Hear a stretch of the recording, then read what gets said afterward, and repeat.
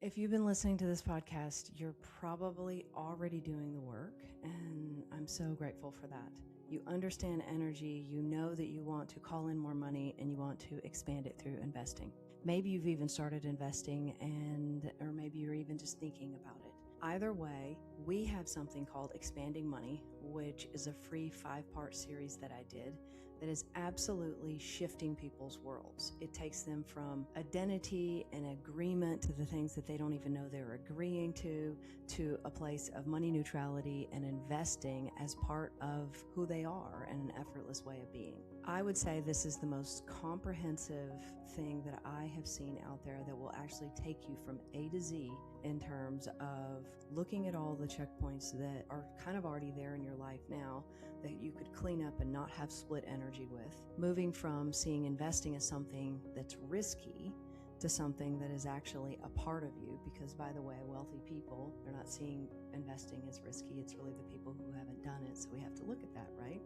And setting up new agreements where they aren't full of resistance. Instead, your new agreements are based on who you are now.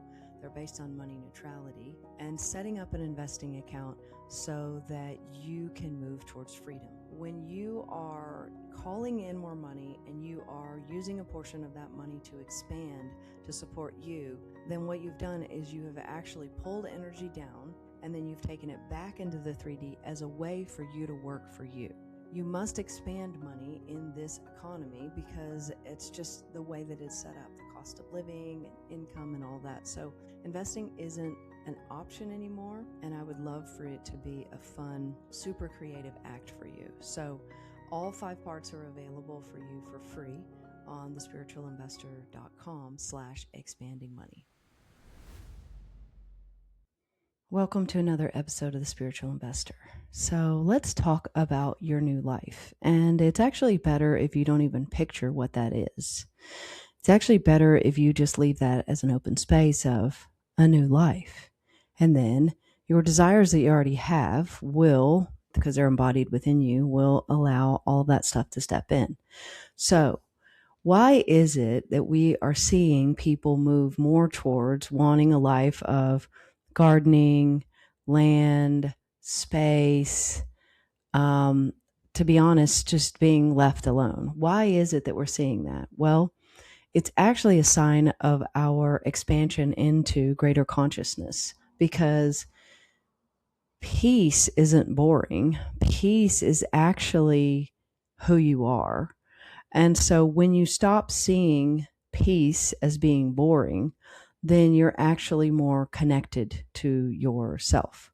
Now, because of the level of communication that we have, I mean, me being out on 60 acres right now and being able to communicate with you at this level, and so many of you, that allows us to still go out and do magnificent things in the world and connect with people, and even people moving back towards doing more live events. These are things that are shaping the way that we communicate, and they are shaping the things that we want. Now, if we can see that, though, and we can see how sort of, okay, great, tides are changing, this is what people are wanting to do now, that sounds great. However, we are still in our old life of maintaining a life that looks a lot like it did 3 years ago or even 6 months ago, because there is no time, when we could say that, are we really allowing ourselves to truly have what we want, or are we simply working for the things that we think we need to do in order to maintain the things that we thought we wanted? In other words, like, are we reviewing to a certain degree, is this something that I still want? Now, it's hard to do that sometimes. I talk about this breaking of the structure. Breaking of the structure is just, you kind of come in and you wipe everything off the table. You clean everything off the table, because you can't really choose the things that you think are working for you and are not working for you, because the person who's choosing that, the version of you, is the old self. So one of the things that you can do is you could look at your life in terms of, what if you didn't have the job that you had now? What if you didn't live in the home that you have that you're living in now? What if you didn't even live in the same area? What if you didn't even live in the same country? What if you didn't have a car anymore and you were going to go out and maybe you get to pick a new one or something? What if all of this stuff was actually wiped clean? Then what would you do that is different from now? So that's a whole set of answers that can get filed to you. If you can just allow those to flow through you, maybe even write them down and then move on, the next thing that you can do is you can say, okay, well, if I had $10 million in my account, what would I do? And so what you're doing is you're sort of asking for your what is the revealing after you've bypassed the things that you've convinced yourself that you actually need in your life that you probably don't. Because the thing is, everything is changing. We're changing, especially if you're on a spiritual path. What's happening is you are leaving old versions of you behind. You are really, really shedding the layers. But then if you're continuing to make the same money, have the same job, do all the things the same, then how is that part of your life getting updated? It could be that you have the same job and you're doing the same things, but you yourself are different and you're stepping into it different. But I would argue that if you are, you're going to see a difference in the people around you. You're going to see a difference in the money that you're making, right? When we start to value doing something new is actually more important than continuing to avoid that uncomfortable place in our system, then that's actually when we collapse time. Because the only thing that creates time is our agreement with time. We agree that we're going to do XYZ for a certain amount of time. And then we agree to the results that are going to come from that. And I do this as well, right? So I've just hired someone who is at a really, really high level in terms of podcast production. This podcast has done really well. It's in the top 2%, and we've done nothing. I've literally just come on here and I connect with you, and we don't run ads. I mean, we do have guests and things like that sometimes, but there hasn't been a lot of what you would call strategy that has come into this, other than my original design for this, which is I just wanted to come on here, connect with you, and if I could help you move forward in 20, 30 minutes, then everything would be good. So nothing has changed with that from the last 5 years. So apparently that was a good dart that I threw at the wall. I think that it's going to be really fun for me to now learn what else is out there. What are you guys wanting? Is there something? There's there some way that I could improve this, up level this? So what it does is it requires me not knowing, and my not knowing is actually pretty exciting, really exciting. What I've done is, and this is what happens with me. Maybe this happens with you. When I decide to do something, I'm not going to do it unless I'm certain. Like, I don't hire someone and be like, maybe this will work. No, it is going to work. I'm going to learn something new. You guys are going to gain from it. That I know for sure. The results are already there. It's already done. By the time I do it, it's already done. Now, one thing that I am looking forward to is I'm looking forward to me not knowing myself in it. I'm looking forward to me not knowing how to maybe even present some of the stuff that this person's going to work with my team, and we're all going to kind of come up with more of what do we want this to look like going forward. It's one of those things where I know that it may not even feel uncomfortable at all. I mean, when we went to video, I mean, it literally within 2 minutes of just doing the video, because I'd normally done an audio, I felt fine. So a lot of times it's just kind of like an anticipation of it. But one thing that I do know is that feeling of, oh my gosh, this is new. Oh my gosh, like I've never done this. As long as I don't bring in my ridiculous what if statements, what if this happens? Or as long as I don't bring in my lack statements like, well, this doesn't fit my model, this doesn't fit my definition. As long as I leave those in check, kind of on the sidelines, then I can run all up and down the basketball court, and I can throw the ball, and I can play the ball, and I can catch the ball. I can do anything I want. Like literally, the whole game is mine, and it becomes my creation. It's only when all of those beliefs and everything come in. Now, all I need to do, because I can't see those beliefs because they're part of the self-expression of who I am. So all I need to do is notice when I feel something in my body. And what I have started to do recently, because I've really noticed how the emotions that I feel and what's going on in the outside world are so starkly disconnected.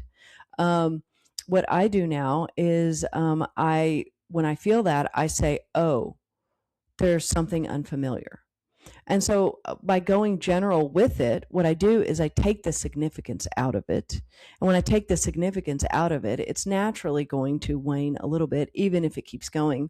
And then I can start to look around and go, wow, maybe I created this because I don't want to do this thing. Maybe I created this whole feeling in my body because there's a part of me that wants to resist having to do all this stuff before I travel. Who knows what it is. But the more that I keep coming back to everything is just me, the more that I see that my world around me actually is perfect. I mean,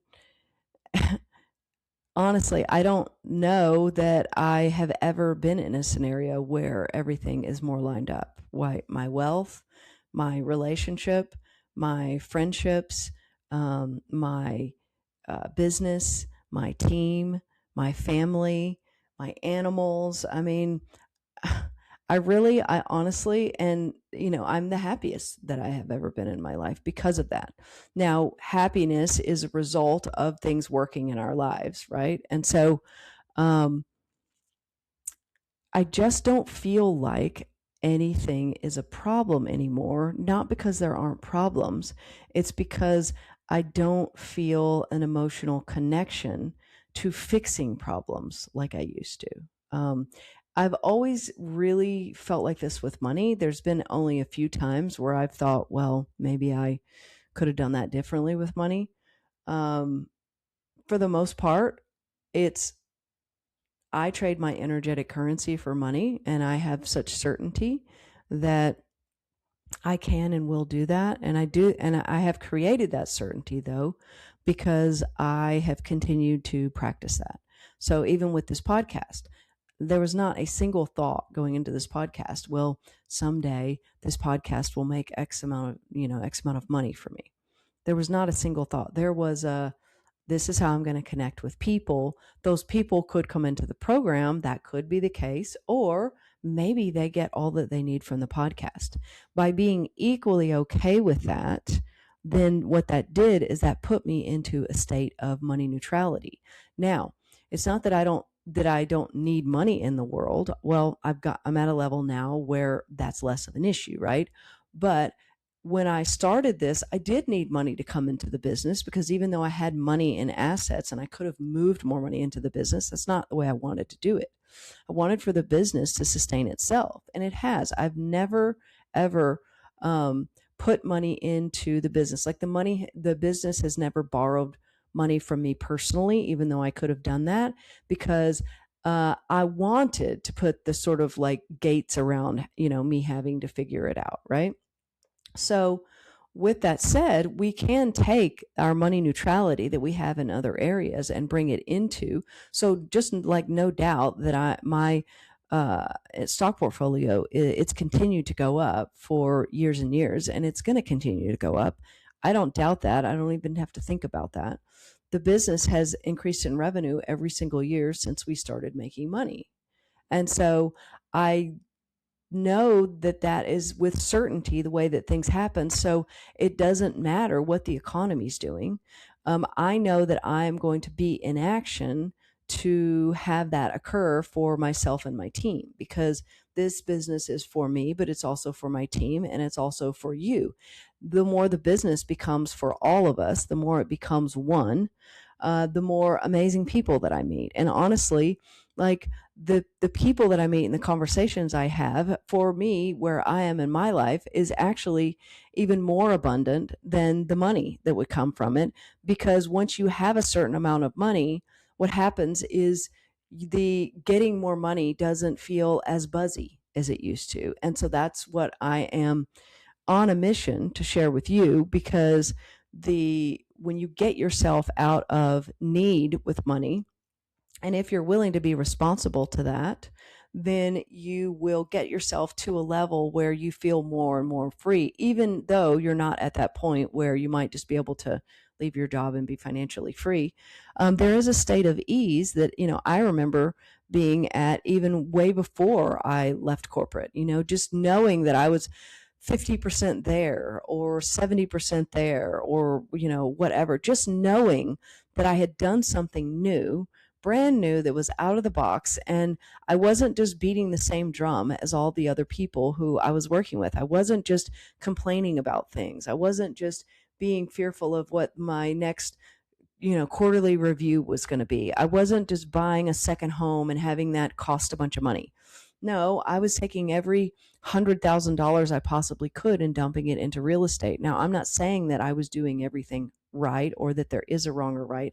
I'm telling you, though, if you want to work for yourself, and I would consider that a lot of people that even own their own business don't work for themselves, because if you're still needing certain things to come together and earned income and all that, if you're still totally reliant on that, then that's not really working for yourself, because you haven't yet taken responsibility that you need a certain amount of money, and you are using investing to expand that so that you don't have to go out and rely on earned income.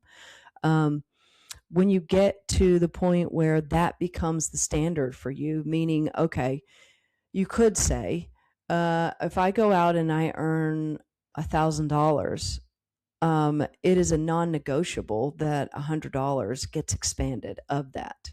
Now, if you think about that, you still have $900 to do something with.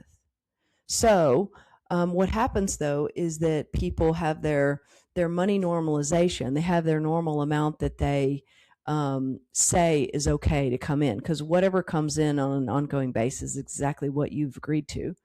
But what happens is that's equal to whatever it costs them to live, because they don't see that really, truly right now, the cost of living is whatever you're making plus another 30-40%, because you're not just paying for your life right now. You're actually paying for your life down the road. You're actually paying for your life when something happens with the economy and the labor market shifts. You're actually paying for your life when something happens with your child.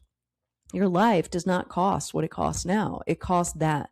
It costs what it costs now plus something. And when you raise your standard energetically and you get behind it with certainty that, oh my gosh, this is what I need to bring in, you can bring in the same energy as, what if someone raised your taxes by 40% and you had to figure it out? Now, I'm not saying you want that scenario, but you see what I'm saying? Like, you have access to that energy, that whatever it is now is not your standard anymore. And you have to be okay with that, though. You have to somehow figure out, where does that fit in your world, because it's likely going to cause you to fall into, I don't know what to do, I don't have time, I don't want to take time away from my life or my kids or whatever, I like the job I have now. It's going to take you into all of these reasons, if you will. And then you can stay in those reasons, or you can say, well, it's not my standard anymore, so it doesn't matter about the reasons. When your standard changes, the reasons are like sticky tape that they can't stick to you anymore. And what happens is, you're not negating that. You're not saying, I don't care about those things. You're saying the world is changing and those things are changing too. And by you being more responsible to the new standard, those things are going to actually get access to a new version of you, because the more you're expanding, the more you're going to bring yourself back into all areas of life. And what it does is it breaks us out of the roles, it breaks us out of the routine, in a way that we can see ourselves and we can actually start to not just reveal our money stories, but actually bypass them. What I like to do is I like to just jump past the whole thing, you know? Um, when I see something come up, when, I can see my old self or I can see my child self, which is always awful. When I show up and I behave in a way that I'm like, huh? Like, who is this person? First of all, I have to get over just the why did I say that or why did I do that? I have to get over the ickiness of it, right? I now, I'll say I'm at a level now where I can see I don't stay in that state very long because I see that that's also it's a powerless state and it's a recreation of what I don't want. Getting myself out of that gives me the freedom to go, okay, well, guess what? I showed up as a human. What happens with humans is that we expand, expand, expand, and then that version of us that can't actually get on that new train that we're, it's a new train that's taking us to a new land of expansion. Like we have to leave that behind. But in order to leave that behind, we have to see that because otherwise that version of us gets on that train with us and then something's going to break. So in order to see it, we have to we can't see something unless it's contrast because otherwise it's just the normal self-expression of us. So unfortunately, and this happens a lot with the people that we love the most, right? Because they're close to us and they get our most vulnerable side and all of that. They see that illusionary self. They see that childlike version. But, honestly, if it wasn't there, I mean, then it would get on that train. So even though I don't prefer going through it at the time, looking back, I'm always, always like, wow, thank God I don't have that. I just went through something recently and just a few weeks ago, and I feel happier and lighter all the time now. Like that was probably one of the biggest things, childhood things that needed to leave me. And I know that it was one of the biggest ones because I know the lightness that I feel. It's not present with me in me anymore. And I've even like tested myself a little bit. I've even like looked at, okay, well, am I thinking that or am I wanting to bring that up? No, no. So here's what's going to happen though. Another one will be filed in. And the more I see that that is the way that it works, then the more I'm okay that that's the way that it works. And the more we get rid of these things, the more we're expanding into all regions and the less that we are trapped into maintaining a life of circumstances, maintaining a life of time. So, um, anything that you could have taken from this that would allow you to either be okay with the contrast, that would allow you to go general when you are feeling an emotion because that emotion is not likely connected to the thing that you think it is. And it's definitely not connected and it's not the fault of the people around you. That's the big thing. They can't cause you to feel something. If that's something that you can take from this, if you can also take from people are moving towards wanting more of a peaceful life, more of the gardening, more of the farmland, more of the animals and whatever it is, or travel. Whatever your version of that, like you're moving towards that because you are expanding, not because you're trying to slow down or be lazy or get out of anything. And when you see that peace is actually increasing in value in your life as a function of you connecting with yourself, then what you'll do is you'll start orienting your version of freedom towards that. You'll be less likely to stay within the old standard of just, oh, let me live in an area that's loud and then I don't really connect to. Let me have the job that I don't really. You'll be less tolerable because that's really what it's going to take for you to be okay changing. You have to lower your tolerance for whatever's in your life now. And when we're not authentic and we're not real with ourselves and we just placate and we go, oh, I can take it, or I can do this, or I have to do this for a certain amount of time, or whatever. Even if you feel like you do, the ability to sort of take these things away and to really look at how could you get a piece of farmland that maybe has water on it? How could you live in another country for a little while? What would your life be like if you didn't have a car payment? What would your life be like if you had $100,000 in an investing account or $1 million. Like, if you can go to what will my life look like and actually call up your source energy and spend some time being in that energy, then what you're doing is you're taking yourself back from the world. You're taking yourself back from the email and the work calls and all that. You're conjuring and calling up that energy, that universal energy, because your body doesn't know the difference in something that you're creating in your mind and something that has already happened, because they're all just thoughts. And so what you're doing is you're using what you've been given as a way to create that certainty.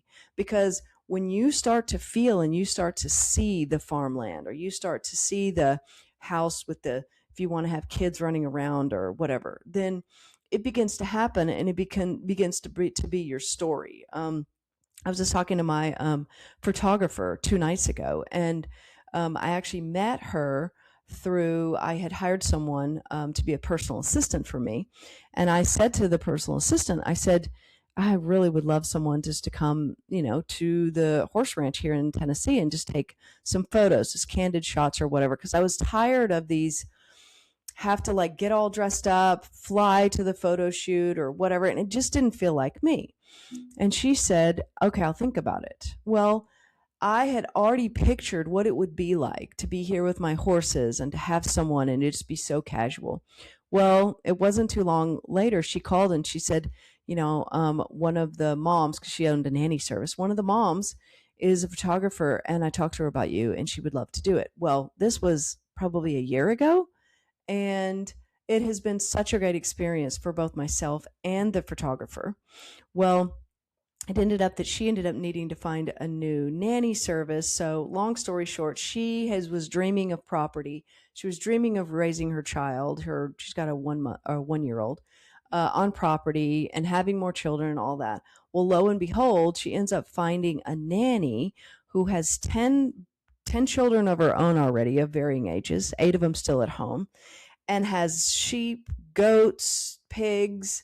Her daughter is now going and getting to play in the dirt, race on a farm with a whole bunch of other kids, and a mom that is she loves and trusts. And what she said was, I always felt like putting my child in daycare would be the worst thing ever, and now I can go to my job and I actually feel like my child is getting a whole new experience. Like, she's exposed to a world that I can't expose her to now. But you see what I'm saying? It's a win-win situation born from a desire, which then causes you to go out there and be the story, which is a version of your self-expression, which then encourages you to ask questions and encourages you to create all of that, right? So now her daughter growing up with animals and things like that, now it's funny because she is getting ready to buy a property herself, and who knows, will she have all those animals? Will she do it? She hasn't created that yet, right? But you can sort of, with a situation like this, you can kind of see the writing on the wall. There are so many people that want to invest in real estate. There's so many people that want to invest in farmland. Well, there's also a lot of those same people are sitting in the, how do I do it? Well, there's no reason you should ever be asking how you should do something right now, with all the resources that we have available to us, that you can get any question answered that you want to. It's not that you don't know how to do it. It's that you're not convinced that you're going to do it in a way that you would deem as suitable or right or safe. And so once you start seeing that's that version of you that can't get on the train, then what you do is you're willing to, and this is one of the 5 aspects of the spiritual investor method, is breaking the structure.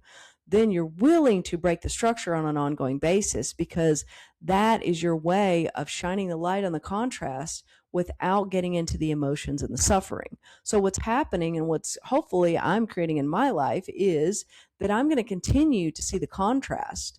But when I'm not having my emotions get into it, because my emotions are what cause me to need something within it, then my neediness is what's causing me to be the self-expression of it in the world.